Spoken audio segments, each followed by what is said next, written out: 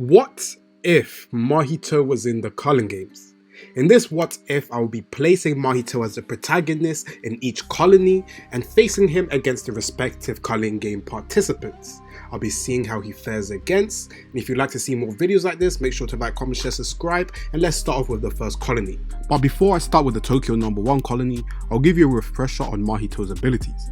So he has immense curse energy, and also with him being a disaster curse, his curse energy is influenced with humanity's fear of curses. He can also use Black Flash, and we know that Black Flash is 2.5 to the power of the attack, not 2.5 times, which is a misconception, meaning it shows that the limited amount of damage it can do, and he's also shown to have performed it twice.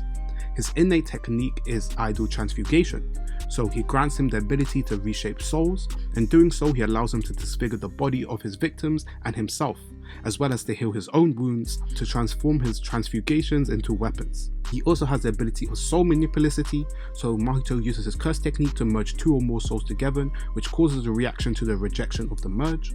He has body repel. By using the effect of soul multiplicity and increasing the soul's energy, Mahito directs the overwhelming output towards an attack and can use it towards his opponent. He has polymorphic soul isomer.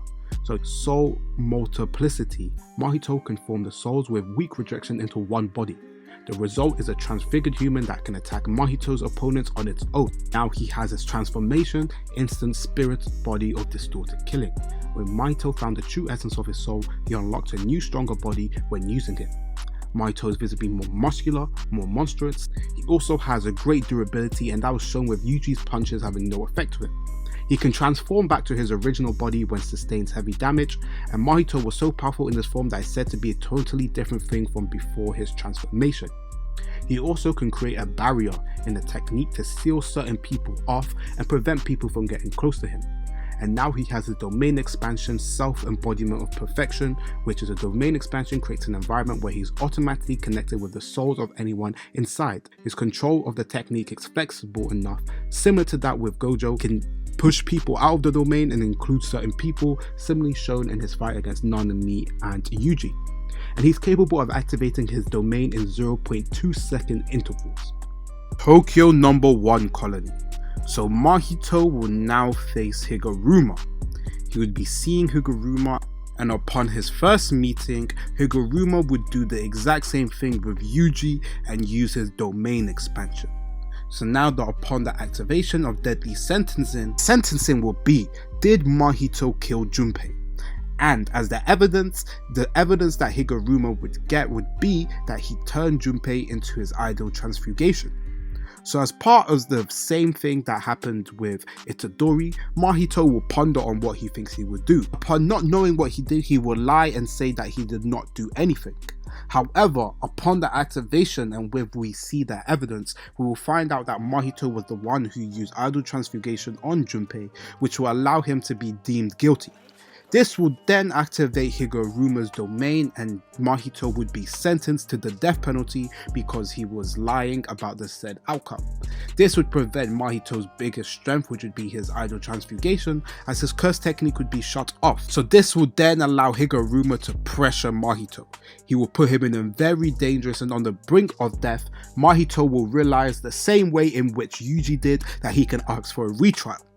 So upon asking for a retrial, Higurumu will tell him that well done for finding out the outcome of his domain, and then the new sentence will be, did you kill Nanami and Nobara? And the evidence that will be presented is that Nanami is dead, however we do not know the outcome of Nobara. However, similar to that in the mindset with Yuji, who decided, he said, yes, I did that. I believe Mahito would do the same thing because he would not see through the fact that the evidence would help him. Therefore, he would say, yes, he did it, and would lose his curse technique again, and Higurumu will defeat Mahito with the Sword of Extermination. I don't think Mahito would have realized to not lie or to evade the question to manage to prevent himself from getting in trouble, especially with the fact that he does not know the outcome of what happened to Nobara himself. Therefore, even Higurumu and his idea of preventing himself to kill Itadori like he did in the fight, I believe he will happily destroy Mahito in this indication. His executioner's sword will kill Mahito. I think this is a situation in which his domain expansion is just too broken in terms of the rules that he has. Even if Mahito was to use his ability of the sure hit will override it. Abilities will continuously go, and that was evident with the fact that he has a binding vow to make sure the participants get the said information. And I just think on the base of how higurumu and his abilities is, if Mahito doesn't have his curse techniques, meaning he probably won't be able to use his domain expansion, it puts him in a very tough position that he would lose the battle, and I believe higurumu will deal with him. Also, with Mahito's curse technique shut off, his soul will be accessible, meaning it would be far easier to kill, and he won't be able to move the shape of his soul. Similarly, with his ideas of justice, he would deem Mahito as a bad person, so it does not fall into his ideals of keeping him alive like he did with Yuji. Therefore, Mahito would have unfortunately lost in his first fight in the Culling games in the Tokyo No. 1 colony. And now we'll move on to the fight against Reggie. Now, before he faces Reggie, as part of the what if, I would do now a similar situation in which Mahito now beats higurumu. So instead of the way in which he would have lost by denying, he would have now not answered in this situation, and the evidence that was presented from before would have allowed him to go through because he would have found out that we don't know the conclusion of Nobara. Therefore, he would not be claimed guilty and he would not be subjected to the penalty of the removal of curse technique, and because of Mahito, in every situation where he has been closer to death, he would get a power boost to his stats and then be able to overpower higurumu. So as I shorten this part, and now he gets to his conflict with Reggie. To keep the same narrative storyline, I have Takaba who joins in to make the fight a free-for-all. At the start of the fight, we have Reggie and his companion who's together, and it would be Megami and Takaba who ends up facing the two people. Similarly in this way, while Mahito is not necessarily the nicest person, however, because of Takaba and his anomaly as a character, I would say he joins up with Mahito and he takes care of the second person as Mahito begins his conflict now with Reggie. So for those who do not remember, Reggie still has his ability in which he can turn his receipts into things that he imagines.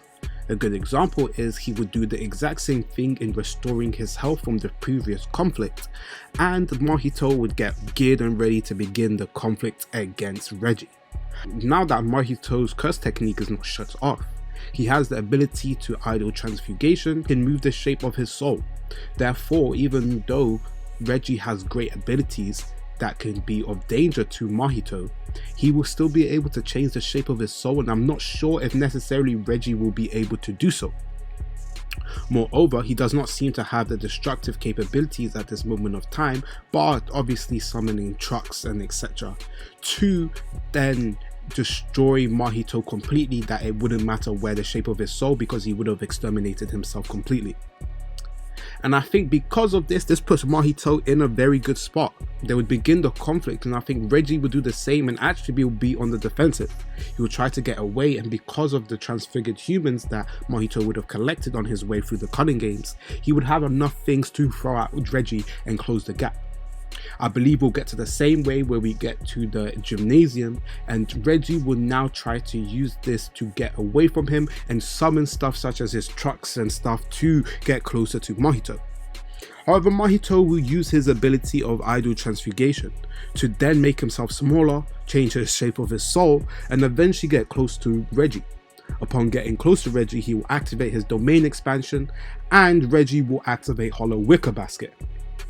This will prevent his domain expansion, and upon that, Mahito will then get to his final conclusion where he brings out his final form. Upon using his final form, now that he has the instantaneous death, one touch for him will cause Reggie to lose, and as well as dismantle his curse technique, making it very dangerous for Reggie to win. I believe this will end up with Mahito winning. We know he does not care for the points in the Culling games, nor does he care for what the rules are. He just cares for more entertaining fights and improving himself. So I think upon that, he would have improved himself to get himself to an even higher level, being close to another death match, and would have swept this colony. I think by the time that what we've seen so far in Tokyo No. 2, and this is obviously out of the fact that he had beaten higurumu, there would be no other strong sorcerers for him in this colony, and Mahito would have achieved his first dub against Reggie. End up turning against Takaba and the other people, so after the 1,000 years of death, he would have turned him to an idle transfiguration human as well, and he would begin his rampage to the next colony. After beating Reggie, His soul is now 70%, meaning after the 2 near-death experiences from Higurumu and Reggie, he has received a huge buff to his stats. He also has healed the damage from the fights due to his cursed nature, and he's become stronger and is currently ranked as a top 3 combatant in the Culling games due to the points accumulated. He first then kills Juve in a similar quick fashion with Yuta, and then begins to face Kuro. He uses the polymer souls to get close to prevent the insects from getting closer to Mahito. The battle takes a little long, but Kuro fails to find Mahito's soul, who is constantly changing, and uses soul manipulicity to multiply his smaller transfigured humans, and then uses body repel to catch Kuro off guard. While he does this, he goes behind him and uses 2 consecutive black flashes to finish off Kurorushi and come out with his first dub in the Sendai colony. Now with Juve and Kurorushi being dead, to allow Uro to begin to get closer. And before that, Mahito would have received a lot of damage, and because he was close to death again, he will pull out his final form in which his soul would have reached 90%. However, Uro will still overpower him in the hand-to-hand combat, and should be using sky manipulation to prevent getting touched by Mahito and begin to cause continuous damage. Ryu would then shoot out his granite blaster, and both Mahito and Uro will dodge. The 3-way fight begins and is back-to-back conflict between them all. Uro will disengage into the sky, and Ryu begins to overpower Mahito. With Mahito getting closer to the brink of death, he'll push his soul to 100% and will begin the full power in his final form. He'll make a small comeback with Ryu, and his base stats would have increased tremendously, as well as the increase of stats that he would have got from the Black Flash from before, and that was evident in his monologue in Shibuya that showed that after he had used Black Flash, he had received a tremendous boost to his stats. Furthermore, with how we know Mahito is in terms of growth, every time he's got close to a near-death experience, he brings out a new ability or something that furthers his growth, and that is shown with this fight as well. So then Ryu will acknowledge him of being worthy of this dessert that he craves, and Uru will send a thin ice missile at both. Mahito will dodge and use body repel to close the gap at Uru, and she will get hit by the numerous curses. She will drop to the ground, and as Ryu goes to capitalize, he uses a punch which sends Mahito flying through walls. Ryu would then get close to finish Mahito, while Uru circles to jump Ryu. And as we know with Mahito, in his final desperate struggle, he will activate Domain Expansion. So now we have a 3-way Domain Expansion. However, Mahito's would have just activated slightly ahead. But regardless of that, we know that the more refined Domain is the one that takes shape. However, similarly with how Gege teased us, I'm going to have to tease everyone, and unfortunately Kuro will end up budging and stop the barrier, causing himself to revive his cursed energy and will begin to intrude, causing the barrier to collapse. So now the fatal 4-way begins, and Mahito uses this opportunity to escape while Uro begins to move away in fear of Kurorushi. Ryu would then begin to chase after Mahito while Kuro uses his invested bugs to attack Uro. However, because her cursed energy has been burnt out from the Domain Expansion, she will get hit hard and lose her arm. Mahito would then use this chance to sneak up on Kurorushi while he attacks Uro and uses idle transfiguration and turns him into a weapon. He then uses his body repel to attack Ryu, who then one-shots the body repel with a punch. Uru will use RCT to restore her harm, but while she's restoring, Ryu lets off a granite blaster in the direction of Mahito and Uro. Half of Mahito's body will be blown away, and Uru, after some time, access to her curse energy, enough to make her escape. However, she's close to drained her full curse energy reserves.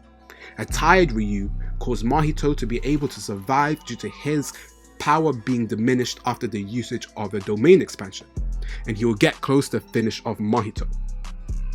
So while Mahito is in a dire situation, he will split his soul at the top of Ryu's head. By doing so, he would remove his Pompadour style head, preventing him to output curse energy beams, and will prevent him using his curse technique of Granite Blaster. However, the Ryu last punch will kill Mahito, and Uru will now swoop in to try get off the remains. with her having the better matchup and being a bad matchup for Ryu, with both of them being at the close usage of their curse energy, she will use her sky manipulation to just hold off Ryu and will come out on top with the conflict. This would lead Uru to become the victor, and both Mahito, Ryu and Kurorushi would have lost, and we would move on to the next colony. Now the Tokyo number 2 colony. So after his events in Sendai, and we're going to do now a what if he had beaten Ryu, Uro and Kurorushi. So obviously in the first instance we saw that he lost, however in this instance we're going to say that he wins, and when Ryu used his Granite Blaster he would have dodged instead of getting hit by it, which would have caught Uru instead, and by the end of his curse energy reserves he would have shut off his curse technique and managed to sneak out with a dub. People aren't going to like that, but regardless of so, this is going to be the sake of him now moving on to Tokyo number 2 colony, and he will now be facing Charles. So similarly in the conflict against Hakari, I don't think Mahito has any problem dealing with Charles. His ability of the manga and seen his attacks before won't help him too much, just to the versatility that Mahito can do.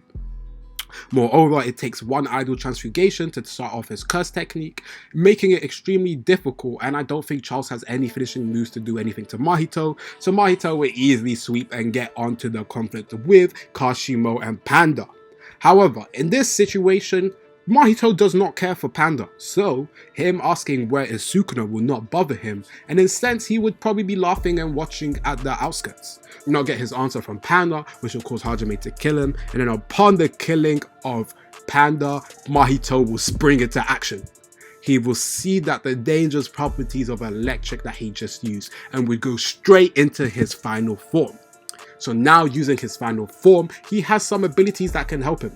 He can try to transfigure Hajime. However, we know that is difficult, and him himself has said that it's difficult to do it to high level sorcerers and they can't just do it from one touch. Moreover, Mahito now doesn't have the ability to help him of idle transfiguration, taking away their curse technique, because his curse energy is what using the lightning discharge. Moreover, even though his full ability, even the 100% soul will give him better durability, better speed, better feats to make him contend with Hajime, the combat that Hajime has, the abilities he has, I don't think Mahito will be able to outlast him. Now, this is where it becomes tricky, because Hajime, even though he has his Datelin Lightning Discharge, Mahito has the ability of healing properties, meaning he can recover some of the lost damages. Moreover, with his ability to be able to change his soul, will he be able to completely destroy him at once, preventing him from recovering his soul or changing shape? And that is a question in which I think Mahito has a good regard to win. Moreover, we know he has his domain expansion, and even though Hajime has Hollow Wicker Basket, we don't know how that would work in the tug of war, so that's just more question marks to add to the fight. However, in terms of the conflict, I believe Hajime just has the abilities to overpower him. Mahito would use his things such as body repel and polyisomers to prevent himself from getting close, and can use them as scapegoats to prevent himself from getting hit. He can use them as targets to prevent Hajime, and as well as with the transfigured humans he would have collected throughout the colonies, he'll be able to spam these to prevent the distance for him. However, I think it just gets to a point where it becomes a matter of time of when Hajime gets through these things, and then when he gets close to Mahito, he aims for a vital spot to get rid of him. Even though if he was to use one lightning discharge, he gets rid of her arm, Mahito can recover it, and from what we've seen, he begins to recover his stuff pretty quickly. However, how would it be if now, with how we see Hajime, his ability to control his curse energy output, and how we saw in the final output in the fight against Hakari where he used it in all one blow, I don't know if Mahito would be able to survive an explosion like that in one giant to get rid of his body. Moreover, I know we don't know what his Sukuna ability, but the fact that he has an ability that can scare Sukuna means that his arsenal of abilities are far beyond what we have seen. And in my opinion, even though Mahito is a bad matchup for a lot of people because of his ability, the fact that he can't switch off his curse technique because he uses his curse energy discharge, I believe Hajime will just have enough to win. And with this so, I believe Mahito will end up losing, and unfortunately he would not be able to destroy the strongest current player in the Culling games, being Hajime. Onto the Sakura Juma colony, and this is where Mahito will run into Maki. Since we haven't seen enough of Naoya, I'm going to be doing Maki versus Mahito. So the conflict would begin, and instead of Naoya jumping out from the barrier, we would see Mahito being the one who is now getting close to Maki. Upon Maki and Kamo realizing Mahito was there, Mahito would use his barrier technique to prevent Kamo from getting close, and then we would have their 1v1 between Mahito and Maki. So Maki, in my opinion, outspeeds him, is stronger than him, and her physical stats are far beyond. However, she doesn't have any domain counters or anything to stop a domain expansion. I think it becomes extremely difficult to see any way in which Maki can win. Similarly, can she even find the shape of his soul? Even with her cursed tool of Playful Cloud, she'll be able to input enough damage to defeat Mahito by destroying his body completely. I don't know if she can survive in time or outspeed his domain expansion, especially with the 0.2 activation, and now that she's been trapped in a curtain, as well as the barrier technique that he has, I just don't see any way in which Maki can win.